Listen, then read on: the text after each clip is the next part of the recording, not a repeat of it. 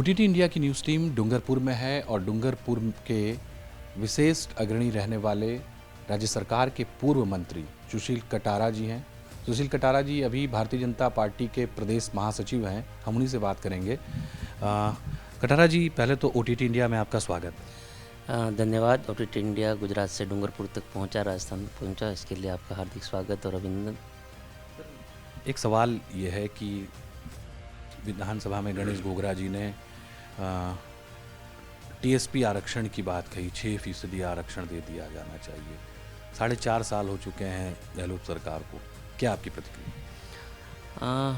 मात्र डूंगरपुर विधायक ही नहीं, राजस्थान के विधायक हों या मंत्री हों, इस प्रकार की स्टेटमेंट देते ही रहते हैं।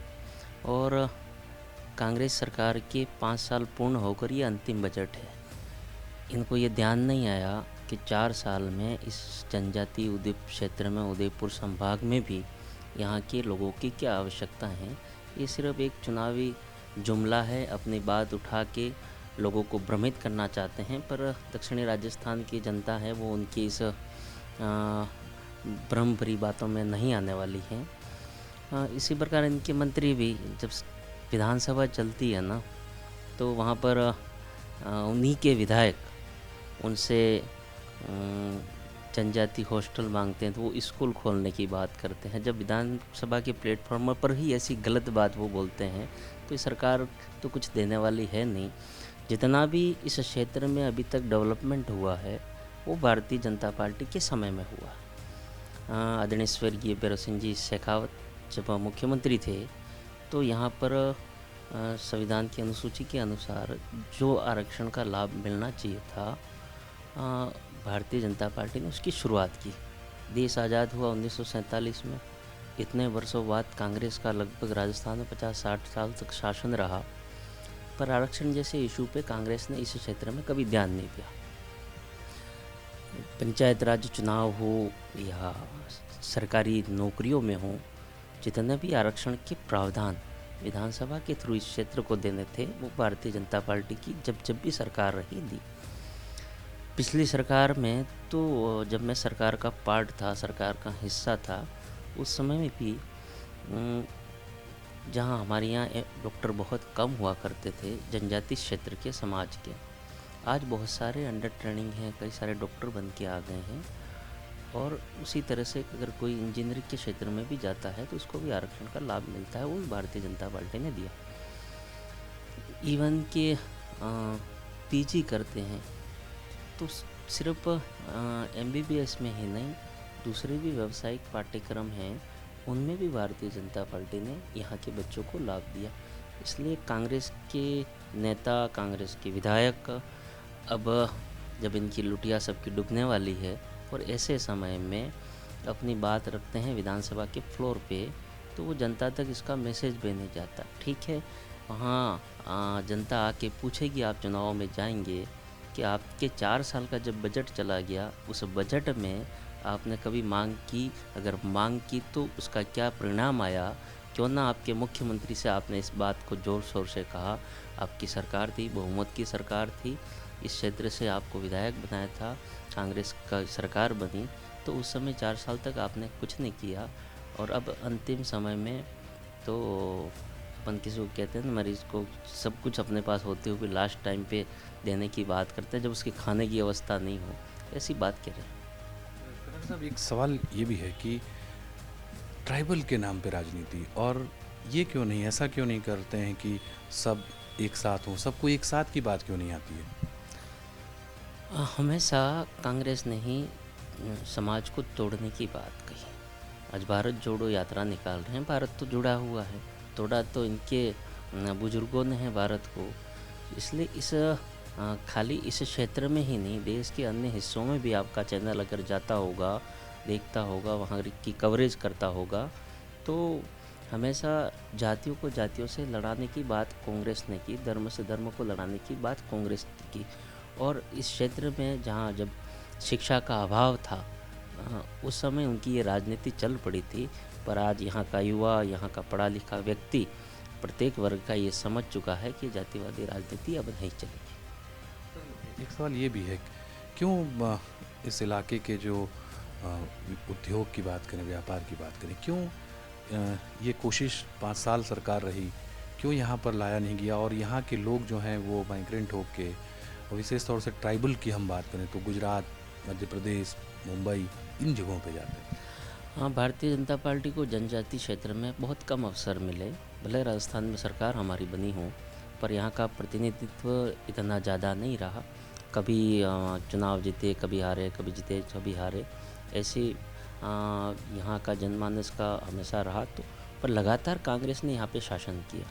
मैं आपको बताऊँ, आप आंकड़ा भी उठा के देख सकते हैं, क्योंकि वो तो ऑन रिकॉर्ड रहता है।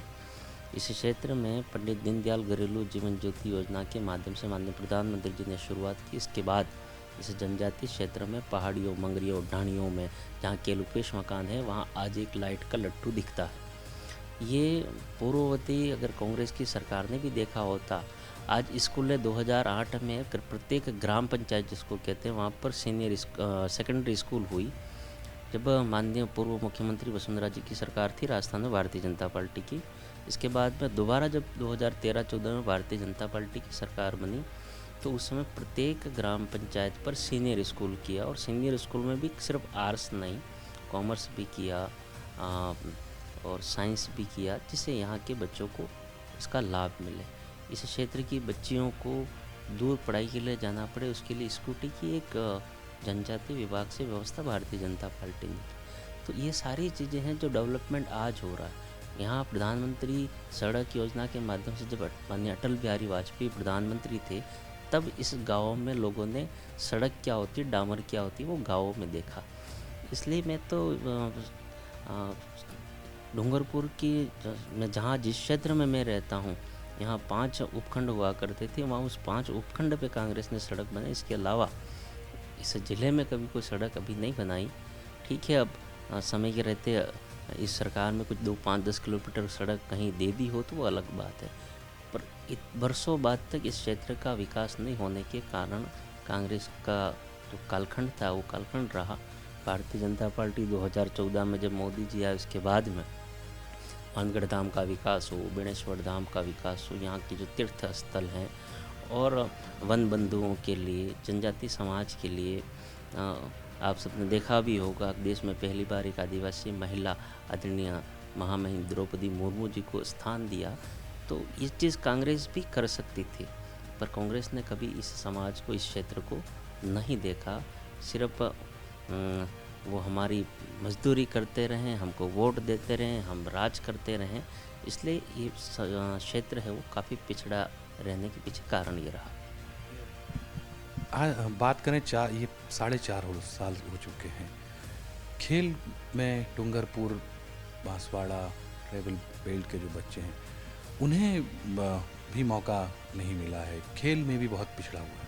खेल में यहाँ के बच्चे बहुत अग्रणी हो सकते हैं, पर वो जो संसाधन उनको मिलने चाहिए थे, वो संसाधन नहीं मिले। हाँ, जनजातीय विभाग के माध्यम से जितना प्रयास पूर्व में जितने भारतीय जनता पार्टी की सरकार में मंत्री रहे, जो भी रहा, उन्होंने अलग से प्रयास किए। यहाँ पर अंतर्राष्ट्रीय तीरंदाज लिम्बाराम भी रहे, नरेश भी रहे, ऐसे जयंती भी रहे जो आज इस दुनिया में नहीं है। तो ऐसे कई खिलाड़ी तीरंदाजी में भी यहाँ पर आगे बढ़े, पर संसाधनों के अभाव में यहाँ की खेलकूद प्रतियोगिता में बच्चे आगे नहीं बढ़ पाए। जहाँ ये सरकार जो व्यवस्था करती है, एक पार्ट टाइम स्कूल के समय में खेलकूद प्रतियोगिता कार्यक्रम करा देने से कोई खिलाड़ी तो निकलता नहीं है। उसके लिए वो परिश्रम करना पड़ता है, उसके लिए वो सारे साधन जुटाने पड़ते हैं। सिर्फ बोल देने से तो होता नहीं है। पर माननीय प्रधानमंत्री मोदी जी और राजस्थान में सरकार निश्चित रूप से वापस बदलने वाली है। जनमानस ने पूरा मन बना लिया है कि गुजरात तो हमारे बिल्कुल टच में है, और गुजरात ने इस बार रिकॉर्ड तोड़ सीटें प्राप्त की है। और राजस्थान की, दक्षिणी राजस्थान की तो काफ़ी जनता, या राजस्थान के लगभग बहुत सारे लाखों लोग गुजरात में व्यवसाय के तौर पे भी रहते हैं, काम मजदूरी के माध्यम से भी जाते हैं। उन्होंने वहाँ के गुजरात मॉडल को, वहाँ के डेवलपमेंट को देखा भी है। इसलिए डबल इंजन की सरकार इस बार राजस्थान में बनेगी।